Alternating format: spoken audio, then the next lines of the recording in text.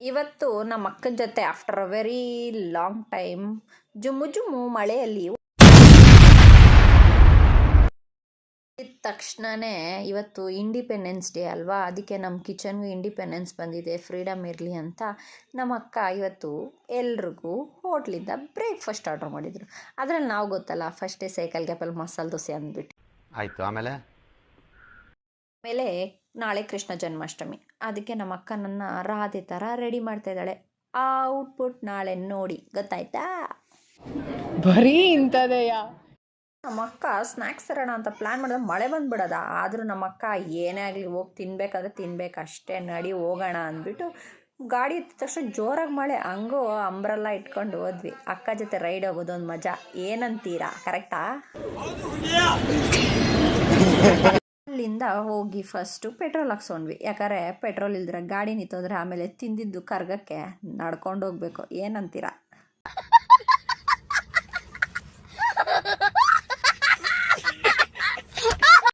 ಒಂದು ಸೀದಾ ನಮ್ಮ ತಿನ್ನೋ ಸ್ಪಾಟ್ಗೆ ಹೋದ್ವಿ. ಫ್ಲೇವರ್ಸ್ ಪಾನಿಪುರಿ ತಿನ್ನೋಣ, ಯಾಕಂದರೆ ಗಾಡಿಗೆ ಇವಾಗ ಎನರ್ಜಿ ಬೇಕು, ಇವಾಗ ನಮ್ಮ ಬಾಡಿಗೂ ಬೇಕಲ್ವ. ಸೊ ಅದಕ್ಕೆ ಫಸ್ಟ್ ಆಫ್ ಆಲ್ ಹೇಳ್ಬೇಕಾ, ಹೆಣ್ಮಕ್ಳು ಪಾನಿಪುರಿ ಅಂದರೆ ಇಷ್ಟಾಗ್ಲ ಬಾಯಿ ತೆಗಿತೀವಿ. ಎಷ್ಟಾಗ್ಲ ನೋಡಿದ್ದೀರಲ್ಲ ನನ್ನ ಬಾಯಿ ಎಷ್ಟಾಗ್ಲ ತೆಗ್ದೆ ಅಂತ, ಅಷ್ಟಾಗ್ಲ ತೆಗಿತೀವಿ.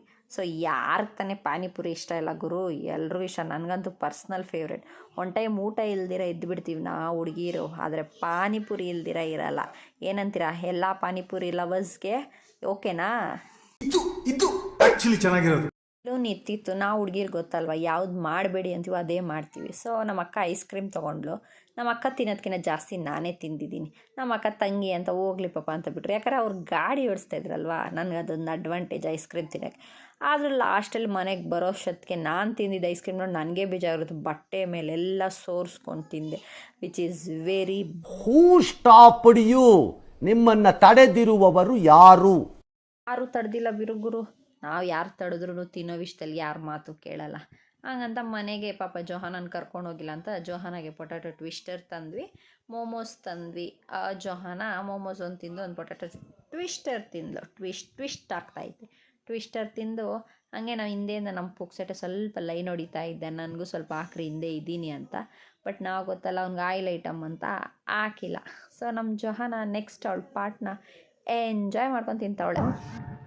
ಎಲ್ಲರೂ 10 ಸೆಕೆಂಡ್ ಮೌನಾಚರಣೆ ಮಾಡೋ. ಮಗು ಊಟ ತಿನ್ನಂದ್ರೆ ಇಷ್ಟು ಕ್ರಿಯೇಟಿವಿಟಿ ತೋರಿಸಲ್ಲ. ಊಟ ಅಂದರೆ ಮಕ ಒಂಥರ ಸಿಂಡ್ರಸೋಳು. ಈ ಥರ ಕುರುಕ್ಲು ತಿಂಡಿ ಕೊಟ್ಟರೆ ನಾನು ಫಸ್ಟ ನೀನು ಫಸ್ಟ ಅಂತ ಬಾರಿಸ್ತಾ ಇರ್ತಾಳೆ. ಅವ್ರ ಅಮ್ಮನೂ ಹಂಗೆ ಬಾರಿಸ್ತಾ ಇರ್ತಾಳೆ ಅವಾಗವಾಗ. ಇನ್ನು ಕೊನೆ ಪಾಟು